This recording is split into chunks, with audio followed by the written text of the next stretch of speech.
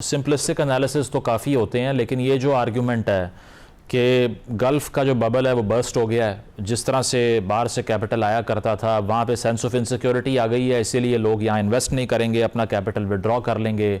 और जो ब्रिटेन के जो अमीर ख़ानदान थे वो तो पहले ही जाना शुरू हो गए हैं वहाँ से। तो पोस्ट वॉर गल्फ़ मुआशी एतबार से आपको क्या लगता है कि कैसा रुख इख्तियार करेगा?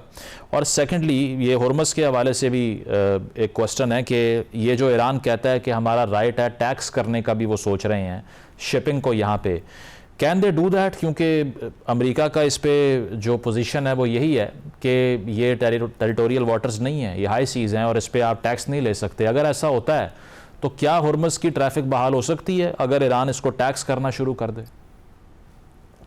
मैं आपका दूसरे सवाल का जवाब पहले दे देता हूँ मुजम्मिल। आई थिंक ईरान करेगा ये काम, ये टैक्स करे, टोल एक चार्ज करेंगे जो भी वहां से गुजरेगा। आई थिंक इवेंचुअली अभी जो मर्जी पोजीशन बाकी दुनिया में जो भी ले रहे हो, इवेंचुअली सब इसको रिकग्नाइज करेंगे। आई डोंट थिंक कि जो चीज़ इन लोगों ने, ईरान ने जो जंग के थ्रू हासिल की है, यानी कि स्ट्रेट्स ऑफ हॉर्मूज के ऊपर जो उन्होंने अपनी सॉवरेंटी अब एग्जर्ट कर ली है, कि ये बार्गेनिंग टेबल पे वापस देंगे। It's not possible. अब आई थिंक अगर स्ट्रेट्स ऑफ हॉर्मूज से ईरान की जो ग्रिप है हॉर्मूज के ऊपर, उसको अब अगर खोलना है तो वो सिर्फ मिलिटरीली हो सकता है ना। That will take hundreds of thousands of soldiers and ground invasion and एक बहुत लंबी और रूइनस किस्म की वॉर, जिसका कोई आई थिंक अब इरादा नहीं है ट्रम्प साहब का कि इतनी इसको एक बड़ी जंग बना दे। स्ट्रेट्स ऑफ हॉर्मूज तो अब यहाँ से ऑनवर्ड्स ईरान की ही होंगी, and the rest of the world will come around two acknowledge that. Gulf countries के बारे में आपने पूछा, मेरे ख्याल में डिपेंड करता है कि जंग जाती कहाँ तक है, बात जाती किधर तक है।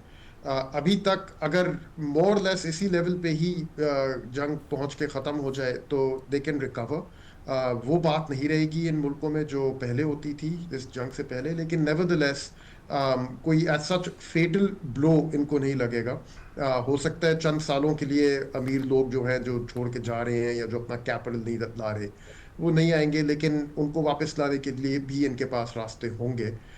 लेकिन अगर ये एस्केलेट की यहाँ से, और अगर ये क्लोजर जो है ये ज़्यादा लंबा चला, एंड वेरी इंपॉर्टेंटली कि इस जंग के बाद इनकी अपनी सेटिंग ये लोग ईरान के साथ कैसे बनाते हैं, you know, more accommodative of Iranian needs and requirements and demands जो इनके ऊपर आएंगी इस वॉर के बाद, उसको किस तरह से मैनेज करते हैं। तो इट्स पॉसिबल कि things can return to normal for them, although at a much lower level. I think काफ़ी सारे जो नखरे के पहले चल रहे थे कि इंडोर स्की स्लोप्स बनाए जा रहे हैं शॉपिंग मॉल्स में एंड व्हाट नॉट, इसके शायद अब पैसे ना रह जाए उनके पास, लेकिन nevertheless I think as functioning societies they can return. और खुरम साहब, पाकिस्तान के लिए जो अब फिलवक्त जो स्ट्रेटजी हमने फॉलो की है, स्मार्ट लॉकडाउन की प्रोपोजिशन थी, सूबों ने उसको रिजेक्ट कर दिया। आगे चलकर अगर फ्यूल लेस सपोज वो इससे ज़्यादा महंगा हो जाता है, 500 क्रॉस हो जाता है, तो हमारे पास इतनी रेजिलियंस है हमारी इकॉनमी के में कि हम इस शॉक को बर्दाश्त कर सकें, टॉलरेट कर सकें? आई थिंक काफ़ी हद तक है रेजिलियंस, लेकिन वो टेस्ट होएगी। अब उसका इम्तिहान आएगा आने वाले हफ्तों में।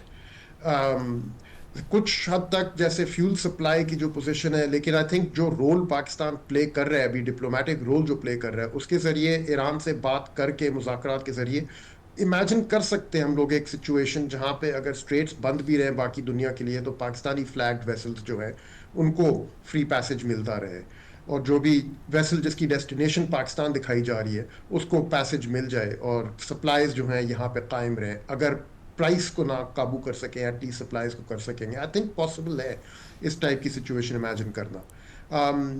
जो जिस चीज़ की मुझे ज़्यादा फिक्र है वो रिमिटेंसेस जो हमारी गल्फ कंट्रीज से आती हैं, जो मुझे फ़िलहाल मेरी मालूमात के मुताबिक बैंकर्स से जो पता चल रहा है, they are more less holding constant, उनकी लेवल में कोई गिरावट नहीं नज़र आ रही फ़िलहाल तक।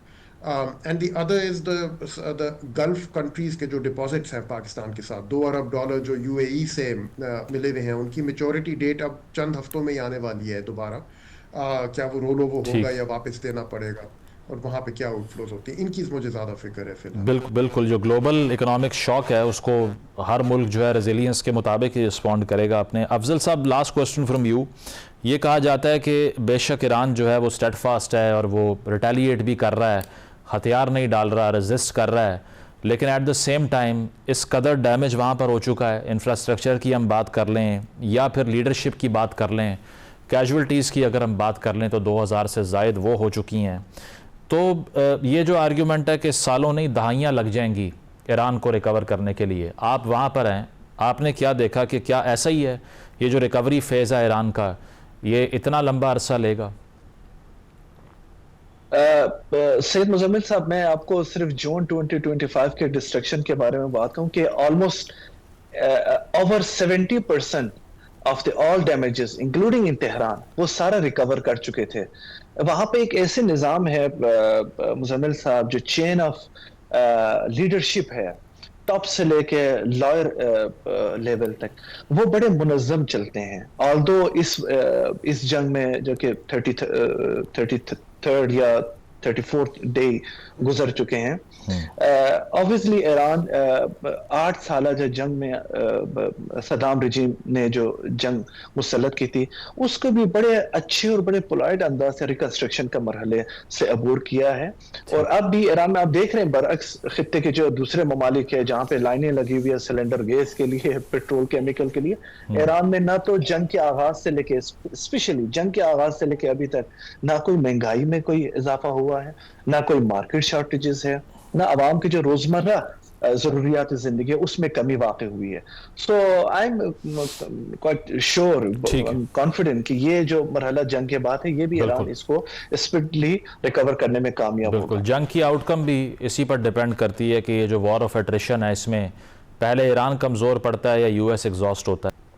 आई थिंक काफ़ी हद तक है रेजिलियंस, लेकिन वो टेस्ट होएगी, अब उसका इम्तिहान आएगा आने वाले हफ्तों में। कुछ हद तक जैसे फ्यूल सप्लाई की जो पोजीशन है, लेकिन आई थिंक जो रोल पाकिस्तान प्ले कर रहा है अभी, डिप्लोमेटिक रोल जो प्ले कर रहा है, उसके ज़रिए ईरान से बात करके, मुज़ाकरात के ज़रिए इमेजिन कर सकते हैं हम लोग एक सिचुएशन जहाँ पे अगर स्ट्रेट्स बंद भी रहे बाकी दुनिया के लिए, तो पाकिस्तानी फ्लैग्ड वेसल्स जो है उनको फ्री पैसेज मिलता रहे, और जो भी वेसल जिसकी डेस्टिनेशन पाकिस्तान दिखाई जा रही है उसको पैसेज मिल जाए, और सप्लाईज जो हैं यहाँ पे कायम रहे। अगर प्राइस को ना काबू कर सकें, एटलीस्ट सप्लाईज को कर सकेंगे। आई थिंक पॉसिबल है इस टाइप की सिचुएशन इमेजिन करना। जो जिस चीज़ की मुझे ज़्यादा फिक्र है वो रिमिटेंसेस जो हमारी गल्फ़ कंट्रीज से आती हैं, जो मुझे फ़िलहाल मेरी मालूमात के मुताबिक बैंकर्स से जो पता चल रहा है, they are more less holding constant, उनकी लेवल में कोई गिरावट नहीं नज़र आ रही फ़िलहाल तक। And the other is the Gulf countries के जो डिपॉजिट्स हैं पाकिस्तान के साथ, $2 अरब जो यूएई से मिले हुए हैं, उनकी मेचोरिटी डेट अब चंद हफ्तों में ही आने वाली है दोबारा। क्या वो रोल ओवर होगा या वापस देना पड़ेगा, और वहाँ पे क्या आउटफ्लोज होती हैं, इनकी मुझे ज़्यादा फिक्र है फिलहाल। बिल्कुल, जो ग्लोबल इकोनॉमिक शॉक है उसको हर मुल्क जो है रेजिलियंस के मुताबिक ही रिस्पॉन्ड करेगा अपने। अफजल साहब, लास्ट क्वेश्चन फ्रॉम यू।